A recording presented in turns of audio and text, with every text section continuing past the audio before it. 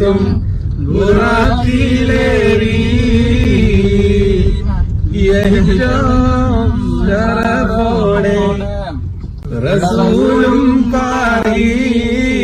കഴിഞ്ഞതിന് ശേഷമാണ് ഇവർ ഒരുമിച്ച് യാത്ര പോയത്. ഈദിൻ്റെ ആഘോഷം കഴിഞ്ഞു. അവർ വീടുകളും കുടുംബ വീടുകളൊക്കെ സന്ദർശിച്ചു. ഇന്നലെ രാവിലെയാണ് ഇവർ 3 പേരും കൂടി ഒന്നിച്ച് യാത്രയാവുന്നത്. ഇവർ 2-3 പേരും ഒന്നിച്ച് പഠിച്ച ആളുകളാണ്. ഇതിൽ പിന്നെ ഈ സിനാനും സാബിറും എൻ്റെ സ്കൂളിൽ 1 മുതൽ 4 വരെ പഠിച്ച കുട്ടികളാണ്. ഇപ്പോൾ കഴിഞ്ഞ 29 നോമ്പ് 29 അന്നാണ് ഹരിത ക്ലബിൻ്റെ ഒരു ഇഫ്താർ മീറ്റ് നടക്കുന്നത്. അത് ഈ സാബിറിൻ്റെ വീട്ടുപറമ്പിലായിരുന്നു. ഇതിനൊക്കെ പിന്നെ സജീവമായ പ്രവർത്തനം നടത്തി.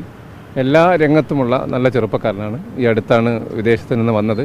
കല്യാണാലോചന നടത്തിക്കൊണ്ടിരിക്കുകയാണ്. അതിനിടയിലാണ് ഒരിക്കലും കേൾക്കാൻ ആഗ്രഹിക്കാത്ത രീതിയിൽ, ഞങ്ങൾക്കൊക്കെ ഒരു വിശ്വസിക്കാൻ കഴിയാത്ത രീതിയിലാണ് ഇന്ന് ഉച്ചയോടുകൂടി ഈ വിവരം അറിയുന്നത്. ഊട്ടിയിലേക്കായിരുന്നു യാത്ര തിരിച്ചിരുന്നത്. ഊട്ടിയിൽ ഒരു ദിവസം തങ്ങി പിന്നീട് തിരിച്ചും മടങ്ങി വരുന്നതിനിടയിലാണ് ഈ സംഭവം ഉണ്ടാകുന്നത്. തിരിച്ചു വരുന്നതിനിടയിലാണ് ഗുഡല്ലൂരിൽ ഈ സൂചിമലയിൽ അവർ പോകുന്നത്. അപ്പോൾ അതിർത്തി പ്രദേശമാണ്.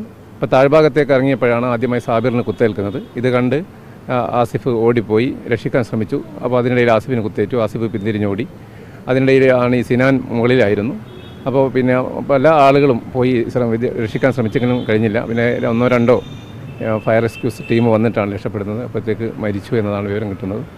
വലിയൊരു കൂട്ടമാണ് വന്ന് കുത്തിയിട്ടുള്ളത്. കടന്നലിൻ്റെ അത്രയും വലിയൊരു കൂടായിരിക്കാം ഇളകി വന്നിട്ടുള്ളത്. ഈ കടന്നൽ കൂട് ആദ്യ സമയത്ത് തന്നെ ഇളകിയിട്ടുണ്ടായിരുന്നു. അവരിതൊക്കെ ശ്രദ്ധയിൽപ്പെട്ടില്ല. അപ്പോൾ താഴ്ഭാഗത്തേക്ക് ഫോട്ടോ എടുത്തുകൊണ്ട് താഴ്ഭാഗത്തേക്ക് ഇറങ്ങിപ്പോയപ്പോഴാണ് പെട്ടെന്ന് ഈ കൂട്ടത്തിൻ്റെ ഇടയിൽ അവർ പെട്ടുപോകുന്നത്.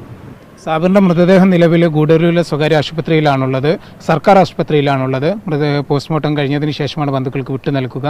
ഈ സാബിറിന് കടന്നൽ കുത്തേറ്റിയതിന് ശേഷം രക്ഷപ്പെടുത്തുവാൻ വേണ്ടിയിട്ട് അവിടെ ഉണ്ടായിരുന്നവരെല്ലാം അടുത്തേക്ക് ചെന്നെങ്കിലും കടന്നൽ കൂട്ടത്തിൻ്റെ ആക്രമണത്തെ തുടർന്ന് അവർക്കൊന്നും അടുക്കാൻ കഴിഞ്ഞിരുന്നില്ല. പിന്നീട് ഈ കടന്നൽ കുത്തേൽക്കാത്ത തരത്തിലുള്ള വസ്ത്രങ്ങൾ ധരിച്ച് ഫയർഫോഴ്സ് സംഘം എത്തിയതിന് ശേഷം മാത്രമാണ് മൃതദേഹം ആ സംഭവ സ്ഥലത്ത് നിന്നും പുറത്തേക്ക് എത്തിക്കുവാൻ കഴിഞ്ഞത്. അപ്പോഴേക്കും ഈ ഫയർഫോഴ്സ് സംഘം എത്തിയ സമയത്തേക്കും സാബിർ മരിച്ചിരുന്നു. ഇപ്പോൾ ഗൂഡല്ലൂരിൽ തന്നെയുള്ള ഒരു സർക്കാർ